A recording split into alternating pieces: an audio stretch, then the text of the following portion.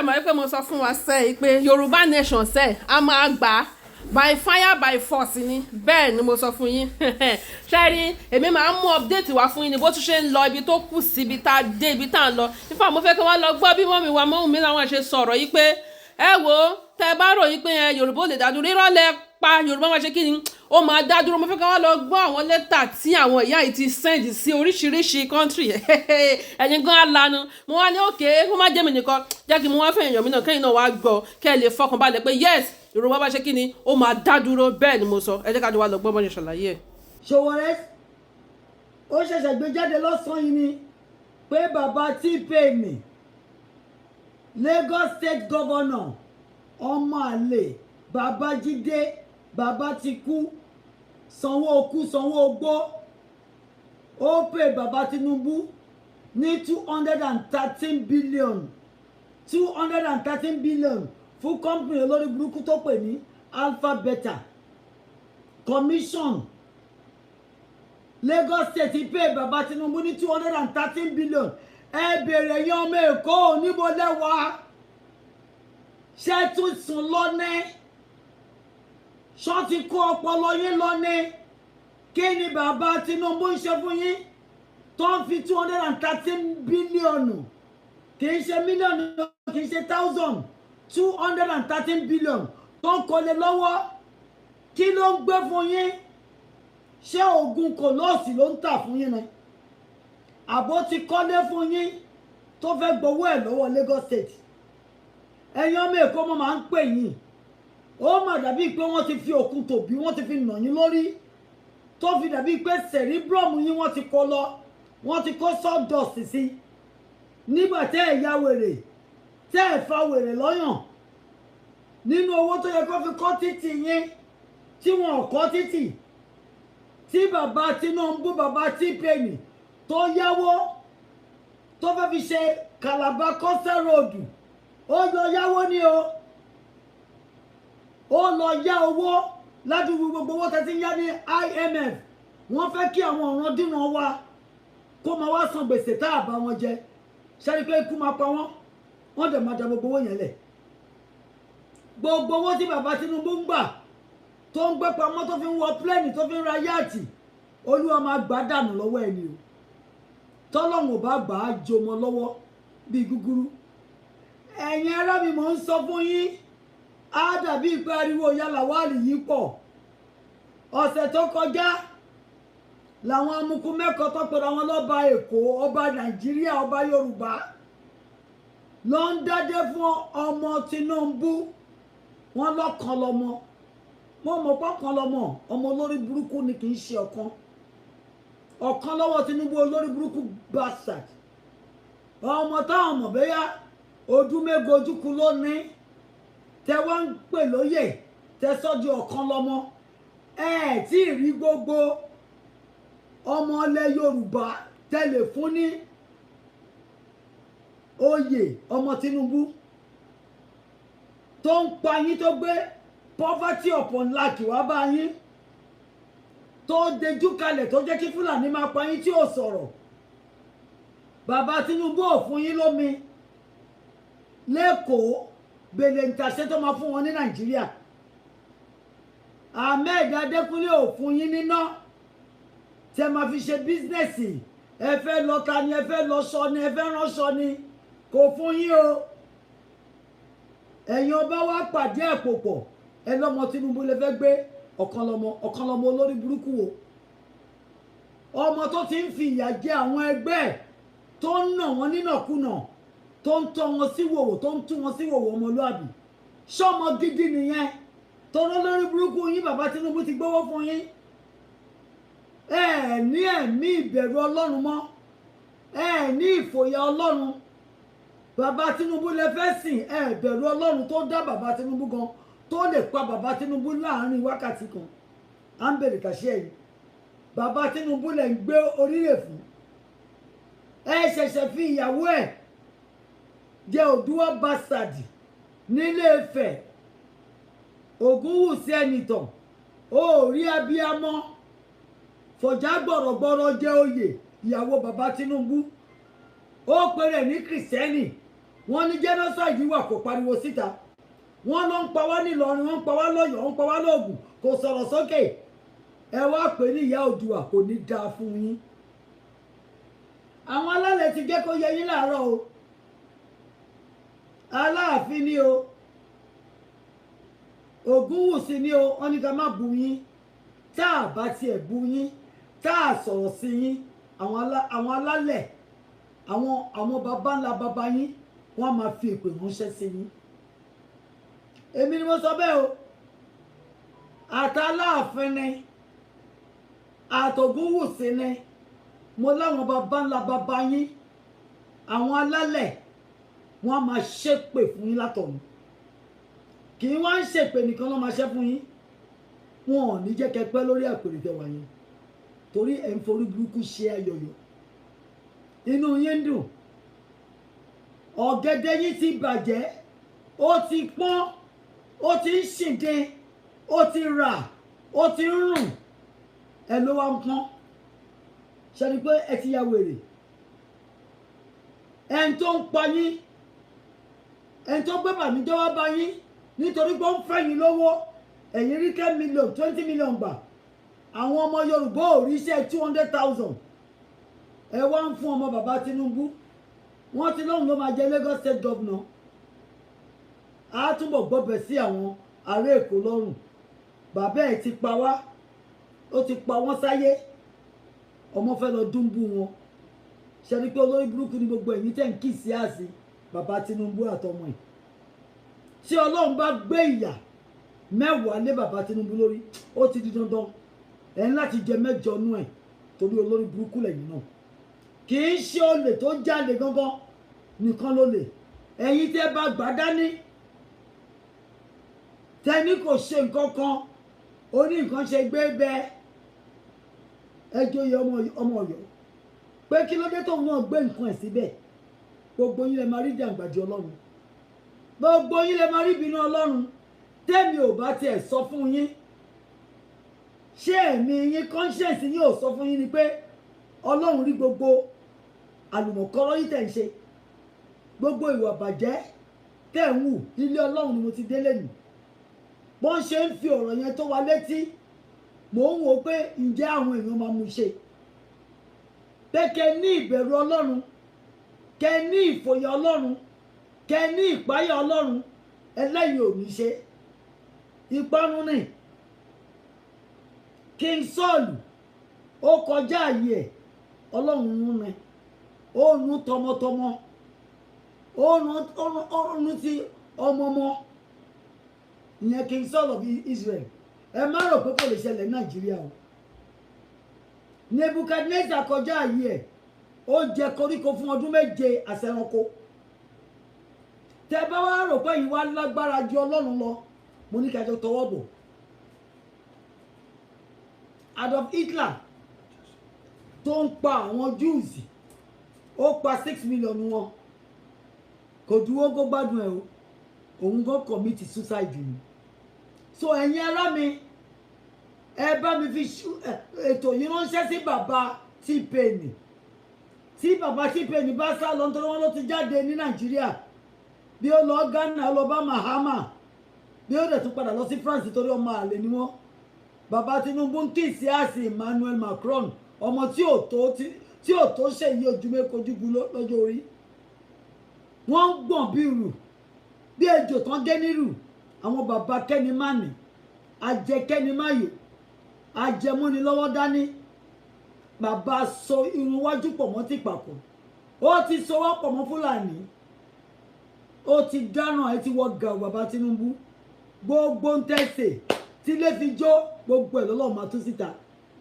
ẹ̀yin tẹ́ lọ gbé Buhari wá tó fìyà jẹ wá lọ́dún 2 tẹ́ bá lo ọdún 6 yòókù pẹ̀lú Sudan tẹ́ lọ gbé wá tẹ́ tún wá bọ́ sórí oyè tẹ́yìn náà wá ń fi palaba àyà jẹ wá tẹ́ rò pé ẹ̀yin nìkan lọ́lọ́run dáyé fún ìyálẹ́ má jẹ́ o ẹ̀dẹ̀ ṣe bẹ̀rẹ̀ ìyá yẹn ni tẹ́ bá jẹ́ tán ẹ̀ pàṣẹ sáwọn ọmọ yín táwọn yín ọmọ yín bá jẹ́ tán wọ́n pàṣẹ sáwọn ọmọ wọn ìrandíran yín máa jẹ̀yà yẹn lọ ni títí Jésù máa fi wọlé dé ẹ máa jẹ́ ń sìn yín o ẹ rò pé máa jẹ́ ni the Almighty God is going to burst your empty stomach.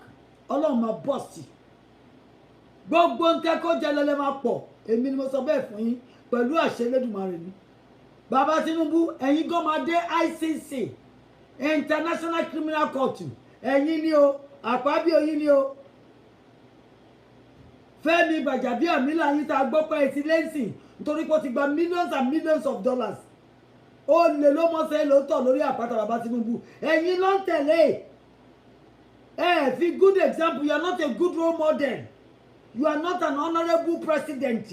You are a dishonorable, disgruntled element. Gbogbo ẹ̀dá tó mọ̀ yín ní gbogbo ayé wọn ní respect cover fún yín. But àwọn tó láwọn ní respect fún yín irọ́ ló ń pa. Wọ́n ń kì sí àṣẹ yẹn kán lè máa rí jẹ lọ ni. Ẹ rò pé Wike kò mọ bí tẹ́ di sí ni. Olè náà ni Wike yín ló ń copy. Wike ò respect yín. Ohun tó fẹ́ jẹ lábẹ́ yín òun ló ṣe ń ranjú. Ológógóró ni Wike. Ó ti mọ tí ó ti orí ẹ̀ ti dàrú. Ẹ̀yin ti mu kòlóòsì, ẹ ti mu tramadol, ọmọ ìyá kan náà nìyí. 5 and 6 ni yín bàbá Tinubu. When it comes to addiction, ẹ̀yin àti Wike ẹ̀ yàtọ̀. Amukú mẹ́kọ̀ọ́ kan náà nìyí. Ológógóró master. Báwo lórí yín ṣe fẹ́ pé ẹ ti mu kòlóòsì, ẹ ti mu cocaine, ẹ ti mu ecstasy, ẹ ti mu jíìnì yó, ẹ wá ní kó rí yín pé orí yín ò lè pé. Bàbá Tinubu, ẹ fẹ́ ṣe coastal road, Calabar coastal. Gbogbo títì tí Dangote yín tó ti bàjẹ́ tó ń pààyàn sórí títì tẹ́nìkan kò mú sí ẹ̀ tún yẹn ṣe. Ẹ tún lọ yáwó láti ṣe Calabar nítorí pé ẹ fẹ́ kọ́nà the water tó wà ní coastal area. Níbo lẹ̀ ń kówó yìí lọ bàbá Tinubu? Ilé tẹ́ fi tọ́mọ ní ìrì ló máa wo. Ṣé mọ tọ́lọ́run pè yín? Ẹ̀yin àti àwọn sọ̀mọ̀rí yín, ẹ̀yin àtàwọn sàwáwù yín, ẹ̀yin àtàwọn olórí burúkú tẹ́kọ́ orí burúkú jọ. Ẹ̀yin aṣiwèrè multiply by olòṣì. Tí ò bá jẹ́ bẹ́ẹ̀, ìyà ń jẹ ọmọ mẹ̀kúnnù. Wọn ò ró ń jẹjẹ, wọn ò rí légbé, wọn ò rí náà, wọn ò ró mẹ́. Ẹ wá ní títì ló kù tẹ́. 4,000 Calabar coastal lẹ fẹ́ tọ́. Ẹ fún wọn lóúnjẹ. Tẹ bá kó palliative fún wọn tó máa fi ṣe. Ẹ máa fi ṣe campaign ni. Ẹ wá lórí yín da. Olórí burúkú ni yín o bàbá Tinubu. Àtẹ̀yìn àtàwọn ẹ̀mẹ̀wá yín. Àtẹ̀yìn àti Àpábí òní. Àtẹ̀yìn àti Wike ni. Ẹ̀yin àti Báyọ̀ Ọ̀nànúgà ni. Ẹ̀yin àti Kàdóso tó ṣojú bí ogún. Ṣé mo pé Kàdóso jọ yín? Olójú bí ojú àgámá lizard. Tẹ ẹran ojú kalẹ̀ tẹ́ ẹ̀ ríran. Olúwa ti fọ́ ojú inú yín. Ẹ ríran. Tẹ bá ríran ni ẹ̀yin lẹ́ máa sá kọlọ́bá bẹ́ẹ̀ ṣe máa pín ilẹ̀ Nàìjíríà because wọ́n máa fọ́ ọmọ yín lórí ni. It's a Titanic ship. It's going to sink. Ó dẹ̀ ti ń sink bọ̀. Ẹni tó máa kú nu yín máa kú. Àwa tá máa kú a máa kú o. Bàbá Tinubu, I'm giving you that for free. Ìlú yẹn máa fọ́ ọmọ yín lórí. Tẹ́ ẹ̀ bá mọ̀ ẹ jẹ́ kí n sọ fún yín. Ṣé Donald Trump ó ń fún yín ó ń já yín sí? Kò já yín sí mọ̀nàkà ìkẹyẹ kúrò òṣì. Ó ti wọlé tọ̀ yìí. Òun náà lájẹ̀ndà o, mi ní kò lájẹ̀ndà o. Ṣùgbọ́n gbogbo ń tẹ gbé dání pẹ̀lú Ganduje ni, pẹ̀lú Galadima ni, tí Adó Bayero ń bá yín fọwọ́bọ ni, tí Lamido Sanusi ń pariwo ẹnu ni, torí pé gbogbo wọn náà fẹ́ lọ. South West ni ATM wọn, South West àwa ni ATM, àwa ni cash cow. Èèyàn lórí burúkú má ṣàǹfààní èpè màlẹ. Àwa lè fẹ́ máa jẹ, a máa ha yín lọ́rùn mi. Ẹgbọ́n tí mo wí fún yín, we are going to shock you until you cannot breathe. Ẹnu yẹn lọ́wọ́ o, a máa shock yín ni, a máa degungun ẹja, a máa ha yín lọ́rùn. Àwọn ọmọ Odùduwà, àti jásí àti jáwé ọlọ́fẹ́ gbéra ní lọ lọ́wọ́ lọ́fọ̀ àti jọ̀wọ́ ṣòkòtò kan náà bàbá Tinubu ibikíbi tó bá wù yín kẹ́ sá lọ. Donald Trump á ṣe tiẹ̀ àwọn ọmọ Yorùbá gan ṣe tiwa. Àwọn lẹ́tà tá a gbé jáde 450 letters tá a gbé jáde ẹ rò pé lásán la gbé jáde ni ṣé rò pé orí ìgbà ò pé ẹ rò pé àwa yí sátífíkẹ́ẹ̀tì àwa kàwé gidi náà a kà gba sátífíkẹ́ẹ̀tì wọ́n tún fún wa ní ọ́nọ̀sì so orí wa pé o United Nations ti gbọ́n sí pé àwọn olórí burúkú Fúlàní wọ́n máa resettle wọn wọ́n fẹ́ wọ́n kọ̀ Fúlàní máa wà resettled wọ́n dẹ̀ máa gbé sàríà wọn lọ Islamic country tó fẹ́ nìyẹn wọ́n máa ní by túláàsì by fire by thunder Fúlàní máa resettle Fúlàní máa gbé sàríà wọn lọ wọn ò ní gbé wá bá wa mọ́ tá a bá wá lọ bàbá Tinubu ẹ gbọ́ tẹ bá fẹ́ bá Fúlàní lọ it will be a good riddance to a bad rubbish nídìí yín bàbá Tinubu gbogbo owó tẹ ti jọ jí ẹ kó lọ sí Zamfara ẹ kó lọ sí Borno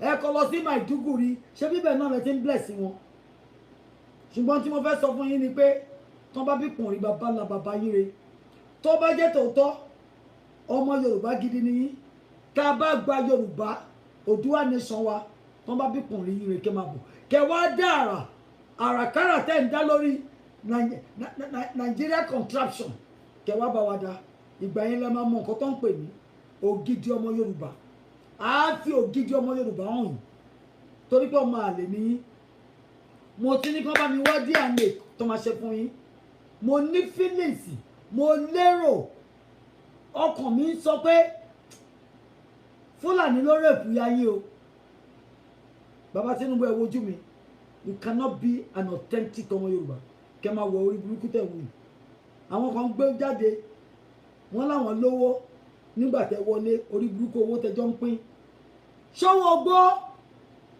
owó ẹ̀jẹ̀ tẹ́ ń fún àwọn èèyàn wọ́n fi sọ pé ẹ ṣe dáadáa nínú 240 million èèyàn 150 èèyàn 200 ní àwọn jẹ lábẹ́ yín níbo lẹ fi àwọn 200 million tó kù sí káwọn máa ké ká máa ráhùn ẹ fẹ́ sọ ọmọ aláṣọdẹ alákìísà ẹ fẹ́ sọ ọmọ ẹlẹ́ran ẹ fẹ́ sọ wádìí ọmọ eléegun ẹ fẹ́ sọ ọmọ ẹlẹ́ṣindọmọ tó rìn lẹ̀lẹ̀ ẹ fẹ́ sọ ọmọ aládé ẹ fẹ́ sọ ọmọ aládé di ọmọ olóṣùkà ẹ fẹ́ fi tọ̀bánì máa wó wa lọ́rùn ikú ló máa pa yín o tẹ́ ẹ bá ṣọ́ra ṣe ikú òjijì á wọlé yín á fà yín lọ tẹbítẹ alátara tọmọtọmọ nítorí pé ẹ ti pa wá sáyé ṣé mọyé èèyàn tó ń jìyà lórí ilẹ̀ Yorùbá gan nínú 60 million ó kéré pọ̀ jù more than 20 million wa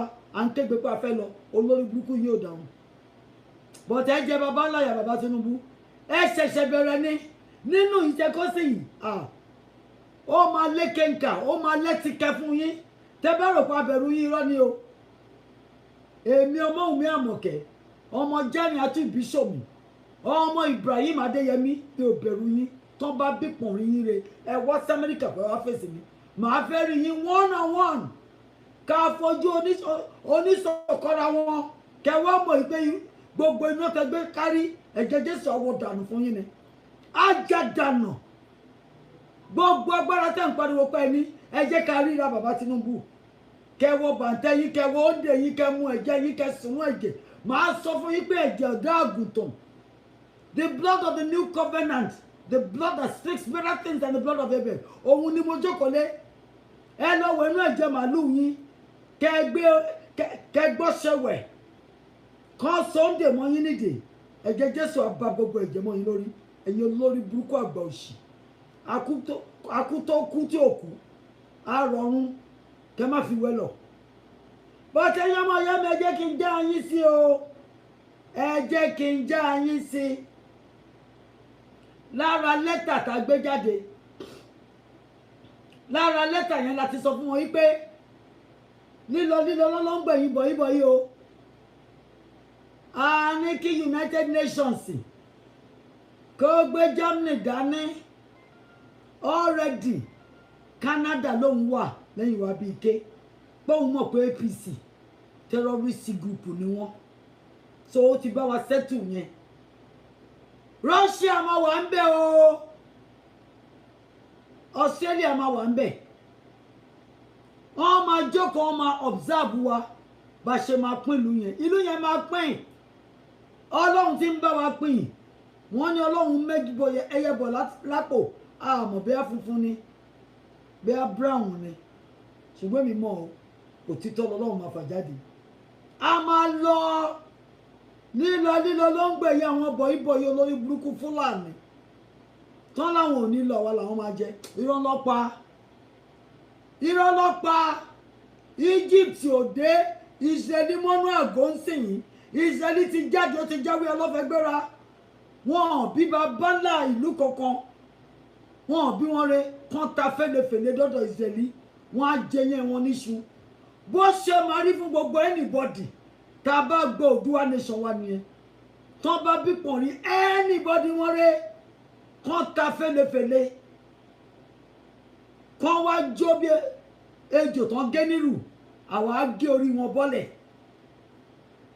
ẹ̀yin ará mi ẹ má bẹ̀rù o Fúlàní máa ní resettlement country tiwọn àti kọ́ sí United Nations àtúwọ́ sọ fún United Nations pé kì í ṣe pé wọ́n máa ní settlement tiwọn nìkan wọ́n máa ní Islamic State tiwọn kan máa gbé lọ ẹ̀yin ọmọ Yorùbá ògidì ẹ̀yin ọmọ ìyá mi nínú ẹ̀jẹ̀ tẹ́ jẹ́ mùsùlùmí tẹ́ kì í ṣe alákatakítí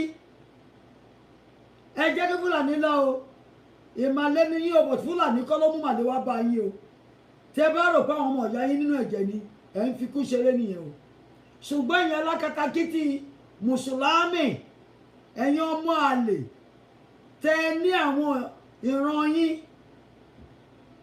tẹ́ ní Fúlàní lẹ fẹ́ bá lọ àyàndá yín o torí pé kú ló máa pa yín gbẹ̀yìn Fúlàní máa pa yín ni wọ́n á pa yín wọ́n fi yín ṣe tìǹkó ṣé ẹ mọ ẹran tìǹkó bó ṣe máa rí wọ́n á dín àgbẹ̀ bí òkú sàré tí wọ́n bá ṣe yẹn tó bá sún wọn wọ́n á sun yín ná ẹ̀jẹ̀ súyà wọ́n á gálùbọ́sà àtàgà gúngún sí wọ́n máa ń yín wọ́n mú ẹ̀yin Yorùbá wa tẹ́lọ́mọ mùsùlùmí Fúlàní lẹ́fẹ́ tẹ̀lé mo ní àyàndá yín o àyàndá yín kẹ́ lọ sórí burúkú yín Mufti of Ìwó ìwọ àti bàbá ẹ Àkànbí Ràṣídì tẹ́ ń pe Fúlàní wá sí orí ilẹ̀ wa kán wá jọba lé wa lórí àpèrè bàbá wa àwọn alálẹ̀ ló máa fa ẹ̀yìn gan lọ ilẹ̀ máa ń lanu ó máa gbé yín mi ní Mufti Ràṣídì Àkànbí Emir of Ìwó ilẹ̀ máa lanu àwọn bàbá ńlá bàbá ẹ máa lagi mọ́ ẹ lórí wọ́n máa fà ẹ́ lọ ó ní pẹ́ lórí àpèrè yẹn mo rí pé nsìn ó ti ń lọ bí 53 54 Ọlọ́run jẹ́ ó ṣe 60 Ọlọ́run jẹ́ ó ṣe 70 but bó ṣe ń bá lọ àwọn bàbá ńlá bàbá ẹ ló máa fà ẹ́ lọ lọ́jọ́ àìpé toró lórí burúkú nìwọ náà akọ́ṣìbérò bí ọkọ̀ mọ́ọ̀lù ẹ̀mí ẹ̀ ìyẹn ọwọ́ tó péré ní Emir of Ìwó okó kéwú olórí burúkú ẹ̀ o dẹ̀ fẹ́ jọba tó bá mọ̀ pé kéwú ló fẹ́ máa kékí ló fẹ́ gbọba sí ìyẹn máa lè tẹ̀ ń fowó sí ó yẹ kán ṣe DNA gbogbo yín o bí mo ṣe ní bí ẹni pé wọ́n gbé yín wá fáwọn bàbá yín ni Fúlàní àtọ Fúlàní wọn fi bí majority of you ọmọ àlè ni ẹ̀yin ọmọ ìyá mi ẹ má bẹ̀rù o ẹ má bẹ̀rù mi ìfẹ́ kẹ́ bẹ̀rù mo fẹ́ kẹ́ ẹ mọ̀ yí pé àwa tá à ń gbẹnu wa síta lójoojúmọ́ lọ́sọ̀ọ̀sán láràárọ̀ kì í ṣe pé àníṣe ẹ lọ sórí amazon.com ẹ rí àwọn òwe tí mo ti kọ ẹ lọ wo oríṣiríṣi lórí YouTube channel mo ti sọ̀rọ̀ jáde more than 400 times ṣé ẹ má rò pé mi ò níṣẹ́ ìwé wà tí mo fẹ́ kọ àwọn ọmọ iléèwé wà tí mo ń tíìchì torí pé tíìchà ni mí ṣùgbọ́n ọ̀rọ̀ ìyá mi bàbá mi ó jẹ mí lógún dẹ́nu ọ̀rọ̀ ilẹ̀ Yorùbá ó kún mi lọ́kàn ó gbomijé lójú mi wípé àwọn ẹbí mi ará mi aládùúgbò mi tó jẹ́ ọmọ Yorùbá ògidì ló ń ṣayé wa mọ́kùnmọ́kún ló ń fẹ̀mí wa wégbodò ní Japan wọn ò ní nǹkan kan tí àwọn ọmọ Yorùbá ní tí Ọlọ́run gbé tó jogún fún àwọn ọmọ Yorùbá average lifespan Japanese wọ́n lé ti 4 ni ẹ lọ bèrè the average lifespan wà ní Nàìjíríà wọ́n ní 50 something meanwhile life begins not at 40 but at 60 ó mì pé àti kú kíkú tó dé ẹ̀dẹ̀ sí ń tẹ̀lé àwọn olórí tó ń pa yìí bàbá Tinubu ọmọ ẹ̀ ìyẹn ṣe yíyí o tó bá jẹ́ ọmọ ẹ̀ gidi o tó ráwọn kan sọ pé Nnamdi Kanu ló fún ìyá ẹ̀ lóyún èmi ò mọ̀ ń pẹ́ o ṣùgbọ́n tí bàbá Tinubu bá ṣe DNA a certify pọ̀ mọ́ àwọn ni but problem tí wọ́n nìyẹn ó ti ẹ̀ dá ó mì ní pé gbogbo owó tí bàbá Tinubu bá ti jí ọmọ Ìgbò ló máa kó fún kò ṣe nǹkan kan ṣe bẹ́ẹ̀ tí ẹ ti rúnrún ayé àwọn Ìgbò ẹ̀yin ọmọ Yorùbá ògidì jẹ́ kí n sọ kankan fún yín majority of àwọn ọmọ Yorùbá àfóòtọ́ ọ̀rọ̀ aláìkíkà máa purọ́ fúnra wa nítorí pé àfẹ́ ṣera wa máa san kankan fún yín tó bá dùn mọ́ yín fine tí ó bá dẹ̀ dùn mọ́ yín be my guest ṣe rí kó máa sọ pé ayé ti Ìgbò ayé ti wa nítorí pé wọn fẹ́ ká work together ni o àwa dẹ̀ ti la máa ní coalition already a ti ní coalition Hausa ti right wa Akwa Ibom àjọ exchange ideas and information a máa jọ gba orílẹ̀-èdè wa ni so Igbo ṣẹ̀yìn o tán bá bú yín ẹ̀yin náà bí wọ́n padà ọ̀tán wá dé wàhálà láàrin àti àwa Igbo àwọn tactics táwọn àwọn wọn Nàìjíríà ohun tó fẹ́ nìyẹn o wọ́n fẹ́ káwa àti Igbo ká máa fa gbágbágbága so that a shift focus attention wa kúrò lórí bá ṣe máa gbàlú wa irọ́ lọ́pa tọ́mọ́lé èèyàn ṣe èèyàn tẹ́ bá fẹ́ kẹ́ gbọ́ tẹ́ bá fẹ́ ká má gbà á ṣe Igbo náà o torí ńgbà tán láwọn fẹ́ lọ 58 years ago tá bá ti jẹ́ kán lọ ni tá bá ti jẹ́ kán lọ àwa náà ti lọ ẹ wo bí tá ti bára wá ń sìn a fẹ́ lọ gán sìn wọ́n láàrin àwọn ò ní gbà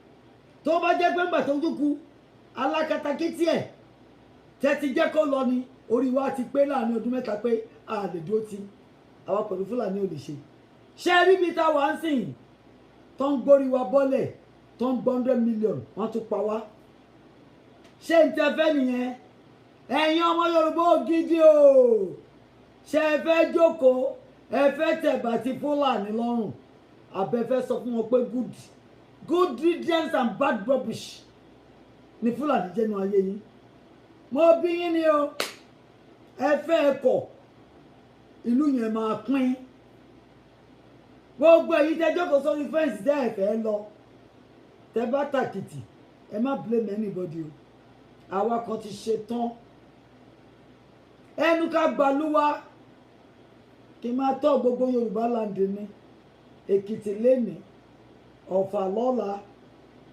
Ògùn ẹ̀yin gọ́fúnọ̀sì tẹ́ ń pàrokò fúnra yín pé we can manage it we can square it we can join it èmi mo sọ fún yín it is going to break on your head.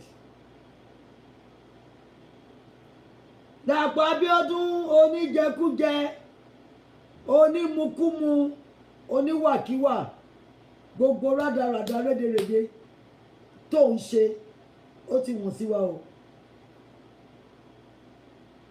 Dancing governor Adeleke dancing ó ti dáǹsì gbogbo ọpọlọ àmọ́ tó ń rò àmọ́ tó ń ṣe lọ́sùn.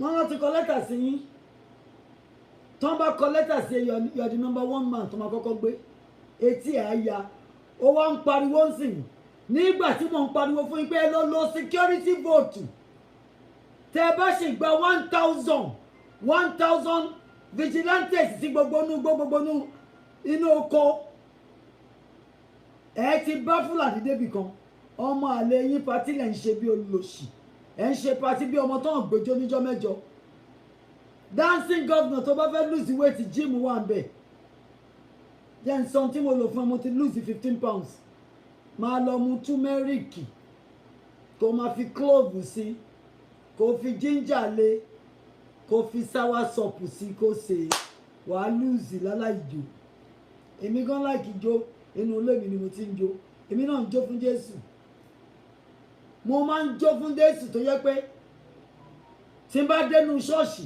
èmi ni pásítọ̀ wọn máa sọ pé ṣé ẹ̀ rí ìyá Lawal bó ṣe ń jó fọlọ́run sórí gbogbo ijó ìranù tó ń jó lójú títì yẹn òun disgrace ọmọ Yorùbá but ẹ̀jẹ̀ Ìgbò wà lára ẹ̀ so I cannot blame you ní tìjú kò sí tìjú fún yín Ṣèyí Mákindé ńkọ́ wọ́n ní wọ́n ti fọ́ gbogbo ilé àwọn ọmọ mẹ̀kúnnù ó ti gbalẹ̀ wọn ṣó fẹ́ gbé lọ sí sàárè ni àbọ̀ ó fẹ́ jóná mọ́ gbogbo ilẹ̀ tó ń gbà lọ́wọ́ wọn Ṣèyí Mákindé ó lè níwọ̀n náà gbogbo yín ṣàfẹ́ yọ lọ́ṣàkalẹ̀ sódà tọ́lọ́wọ́n á lè páàkì yín á lè bọ́ńdù yín á lè sọ yín sínú iná pọ̀ kẹjọ lọ ṣòṣì orí burúkú tẹ̀ ń ṣe lórí ilẹ̀ Nàìjíríà kẹ lọ ṣe nínú iná ẹ má jẹyà o pẹ̀lú ògùn Ọlọ́run ni o àtàtìlẹ́yìn ànábì kan lè máa ń wí ẹ èyí tó bá jẹ́ mùsùlùmí nù yín ànábì yẹn á lagi mọ́ yín lórí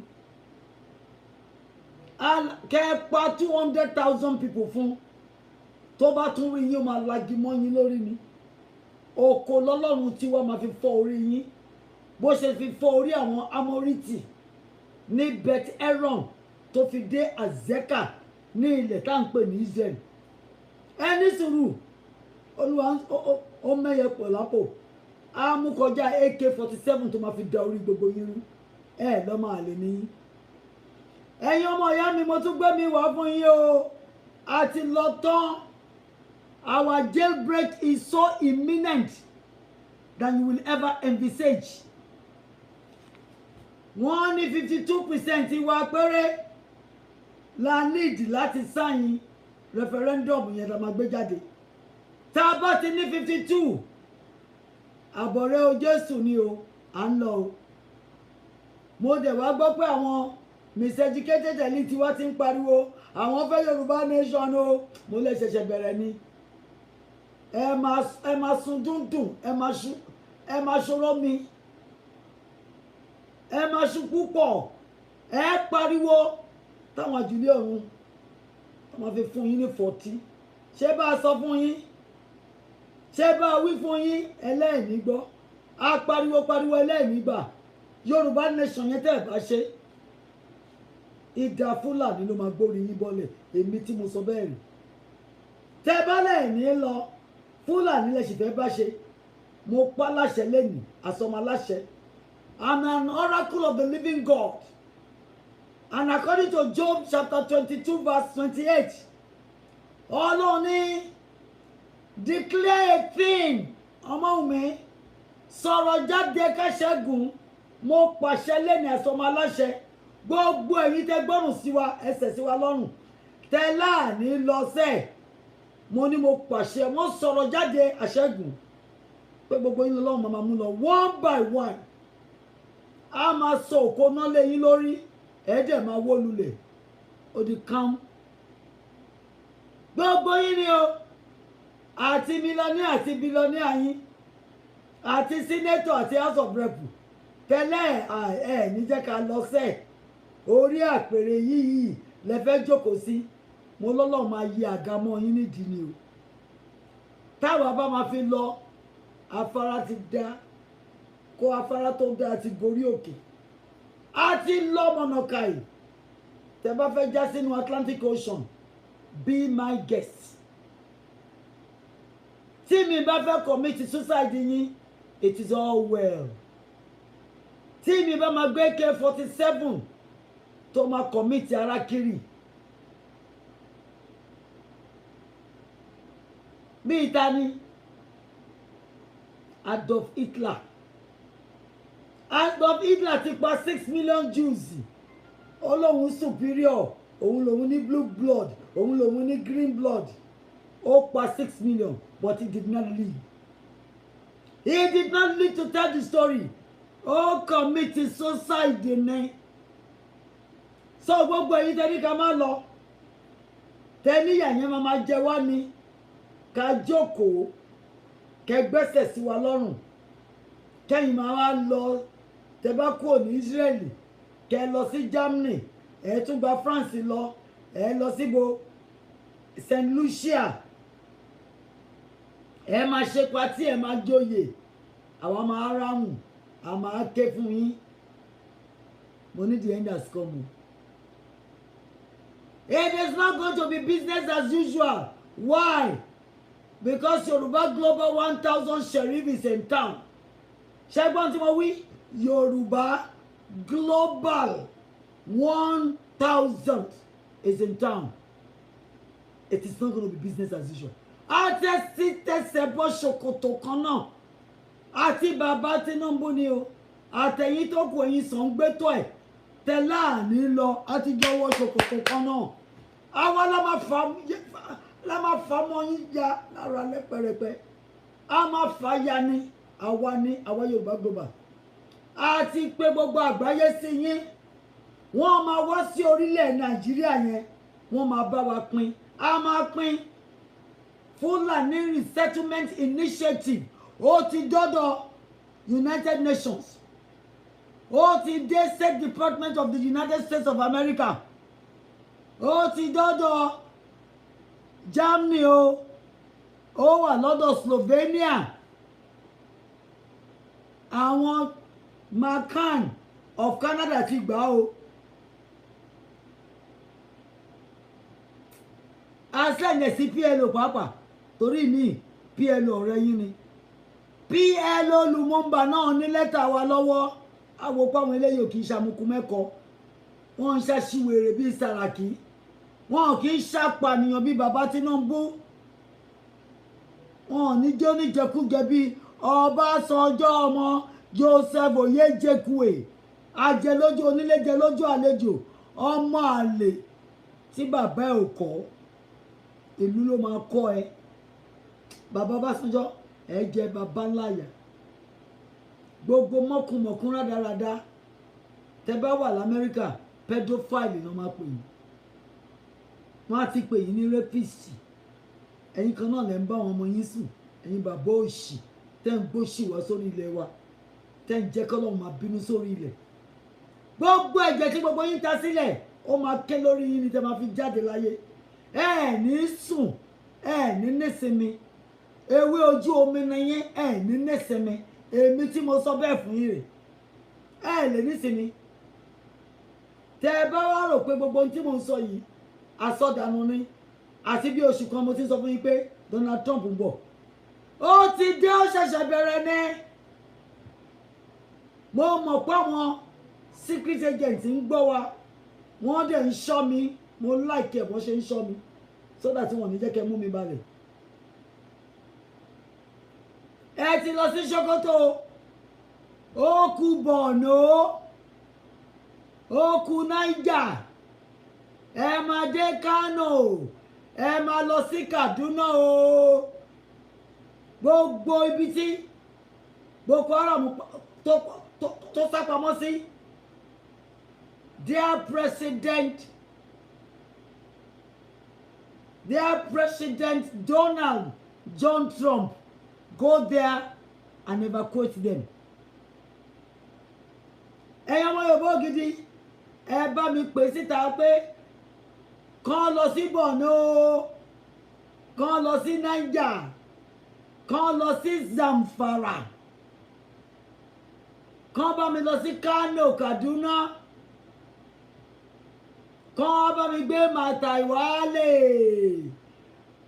Màtàwálé oníkòmọ́kòtọ́ àbúrò Boko Haram ẹ̀gbọ́n Iswati ẹbí Lakurawasi ẹbí Musibau ẹbí Yusuf ẹbí Ali.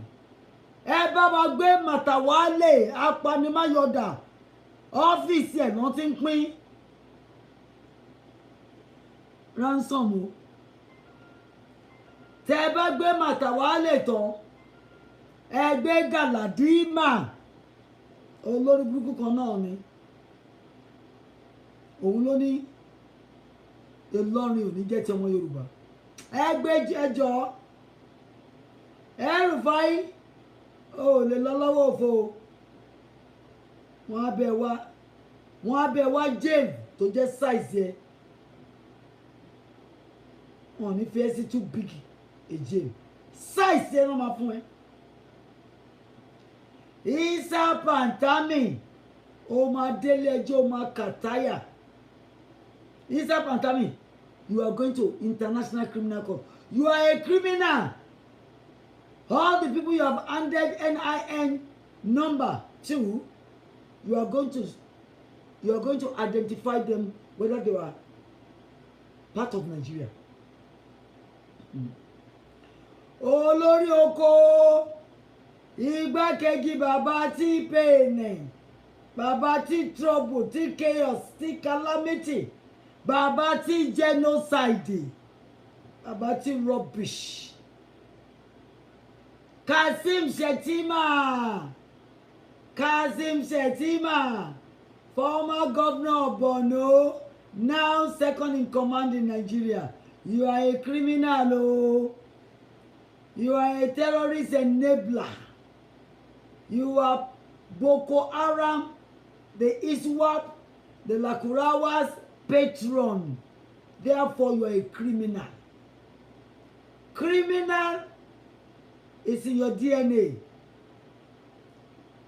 And if you haven't gotten Gume, Mr. President Trump, Mr. President Donald John Trump, Gume is on the loose. Get the news. He's on the loose. The news needs to get on his neck.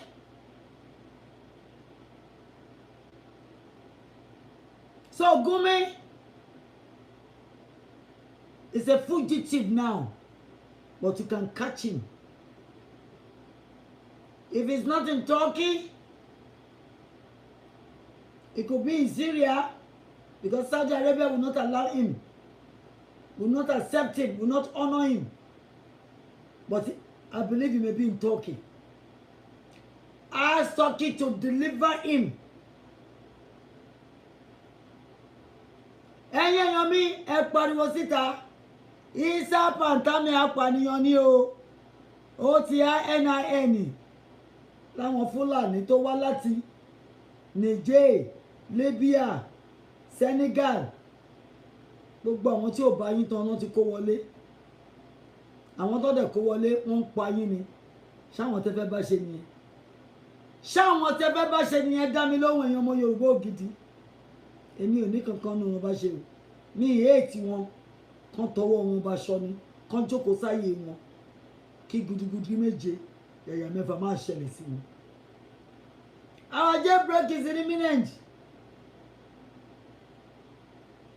Referendum tó máa gbé jáde, mo mọ̀ pé tá a bá gbé jáde we will have more than 85% tán láwọn fẹ́ lọ o, ẹ gbà wọn o, àwọn fẹ́ lọ o. A ti ń pariwo láti bí ọdún márùn-ún, ó ti ń débẹ̀, ó ti ń dórí agogo máa tó dún.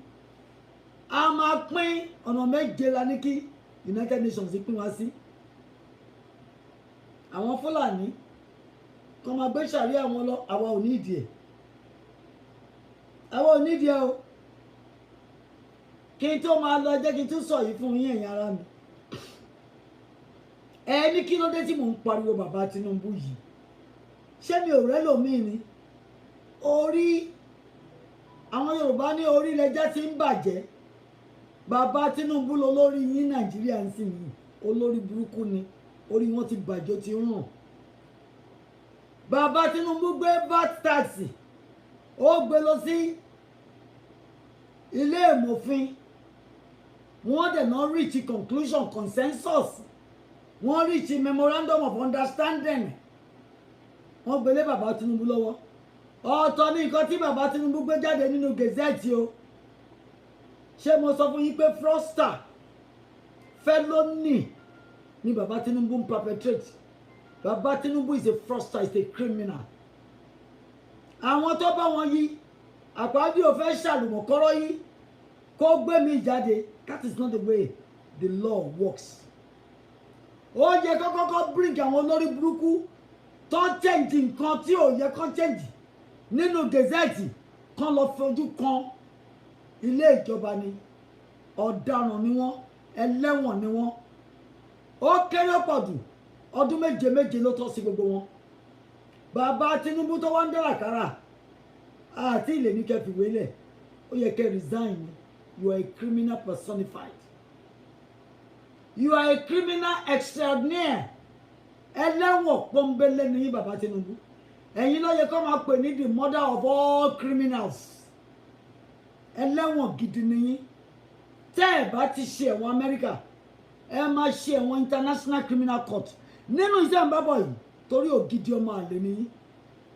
Ẹlẹ́wọ̀n ni yín bàbá T-Pain, bàbá Fọláṣadé, bàbá Ṣèyí ojúmẹ́gojúkú allegedly supposedly probably bàbá Zainab, bàbá Abibat Ọláyínká tó ń ṣe wèrè tó ti mú kòlóòsì tramadol yó. Àwọn tẹ́ fi 2.5 million owó wa tẹ́ fi ra lé fún nìyẹn ìrì ló máa wo. Gbogbo lé tẹ́ fi tọ́mọ yín ẹ̀yin tẹ́ jí owó public fund tẹ́ fi ń ṣaranidi fáwọn ọmọ yín kò ní fùnà o. Bẹ́ẹ̀ fi rán wọn lọ́lé ìwé kò ní dáhùn. Ẹgbọ́n tí mo sọ fún yín kò ní dáhùn. Sóhun tó bá wù yín kẹ́ máa ṣe. Ọmọ Fúlàní ló gbé jáde pé rádaràdà rédèrèdè ni bàbá Tinubu ń ṣe pẹ̀lú VAT tax. Ẹ̀wọ̀n ló yẹ kọ́kọ́ gbogbo àwọn tán yí lọ ṣùgbọ́n gbogbo yín ganu kalẹ̀. Satan will Akpabio ó fẹ́ sáré gbé lọ́ọ̀ mi jáde. Mo mọ̀ pé rùdí bàbá Tinubu ni ẹ ò lè níwọ náà. Ìwọ gan máa dé International Criminal Court. Ẹlẹ́wọ̀n níwọ náà kì í ṣèwé nìkan ló yí gbogbo owó tó jí wàá dalẹ̀. Ọlọ́run máa bọ̀ sí stomach ẹ̀. Ẹ̀jẹ̀ ń ṣàn lọ́wọ́ gbogbo yín. Ẹ̀ ń ṣòṣì bí ẹran aṣẹ́wó. Ẹ rò pé máa lọ lọ́wọ́ òfò irọ́ ni. Ẹni tó pààyàn ó máa pàgbẹ̀yìn. Ikú máa wọlé tó ẹ̀yin náà lódìndín lápapọ̀. Á palẹ̀mọ́ yín lẹ́yìn tẹ́ bá fún lóúnjẹ tán tẹ́ fún lóúnjẹ tó gbádùn. Á ṣẹ̀ wá jáde sí yín. Á wá ṣọṣẹ́ fún yín. Ẹ̀yin olórí burúkú ẹni àná. Ẹ̀yin ọmọ ìyá mi ẹ má bẹ̀rù o. Ẹ má bẹ̀rù. Jailbreak wa is imminent and closer than you can ever think of. Kékeré wá ní Sokoto rí, Zamfara ní, Borno ní, Niger ní, Abakaliki ní, ibikíbi tó bá lọ sápamọ́ sí wọ́n máa gba gbọ́s lọ́wọ́ wọn. Bó tiẹ̀ jẹ́ pé Donald Trump wọ Nàìjíríà wọ́n á sẹ́ndì sátáláìtì, wọ́n á sẹ́ndì dróònù, wọ́n á sẹ́ndì bọ́ǹbù lọ sọ́dọ̀ àwọn olórí burúkú tó fẹ́ ṣayé wa légbodò tó rò pa máa dákẹ́. Irọ́ lẹ pa. It is not going to be business as usual. Yorùbá Global 1000 ti kẹsẹ̀ bọ́. A ti pariwo yín fún gbogbo àgbáyé. Wọ́n máa wá observe bá ṣe máa pín ìlú yẹn sọ́nà méje. Tí Fúlàní máa lọ sórí settlement wọn tó máa gbé ṣàrí orí burúkú wọn dání kó máa lọ wégèlè kó máa lọ ṣòṣùkà wèrè wọn. Ẹ̀yin tẹ́ bá fẹ́ bá wọn lọ be my guest. Wọ́n lọ polúṣọ ayé yẹn náà. Ẹ bá wọn lọ kẹ́kọ̀ọ́ rí burúkú yín kò lórí ilẹ̀ ọmọ Òdùà àfẹ́yìn lòṣì. Especially ẹ̀yin alákatakítí ọmọ Yorùbá tẹ́ pẹ́ra yín ní mùsùlùmí tẹ́ ń gbé lẹ́yìn Fúlàní. Fúlàní ló máa gbé orí yín bọ́ọ̀lẹ̀. And it will be good riddance to bad rubbish. Torí rubbish lẹ́dì. Ẹ bá Fúlàní lọ kẹ́ lọ ṣòṣì pẹ̀lú wọn. Ẹ̀yin ẹni àánú járajàra játijàti yánnayànna. Ẹ̀yin ọmọ ìyá mi ẹ bá mi pín. Tó bá kú lọ́dọ̀ Ṣèyí ẹ gbé lọ́dọ̀ Olúrẹ̀mí Abíágbá alákọ̀ọ́rí wọn lọ gbóyè lé lórí. Ṣé òun ló yẹ kán gbélé lé lórí? thug lady classless lady hooligan ọmọ tó ń fowó tọ́ tó délé owó tó ń ṣòwò báṣubàṣu àtọwọn àtọkọ tó gbé sílé ọlọ́ṣà olè ni wọ́n àwọn ọmọ akúṣe àwọn ọmọ lòṣì tó ń délé ọlá tó ń tẹ báṣubàṣu mọ́yán ẹ ti mọ̀ wọ́n pé wọn ò fowó tọ́ wọn tó ń bá fowó tọ́ bàbá Tinubu á mọ tó máa fowó ṣe lórílẹ̀ Nàìjíríà á lómi nígbà tó wọlé láàrin ọdún kan ó yẹ kí gbogbo household kan ṣí táàpù lé wọn kó máa rí omi káwọn èèyàn fọwọ́ sára ògiri kan máa tanná 29 years tí mo ti padà dé Amẹ́ríkà ni wọn ò múná lọ rí s'Amẹ́ríkà lórí méjì àbáwọn tó wà l'Amẹ́ríkà wọ́n smart jọ ọmọ Yorùbá lọ ẹ̀kọ́ ọkọ́la o ewé ló kọlà fọ́kọ̀ Nàìjíríà tẹ́rí yẹn ó máa pín.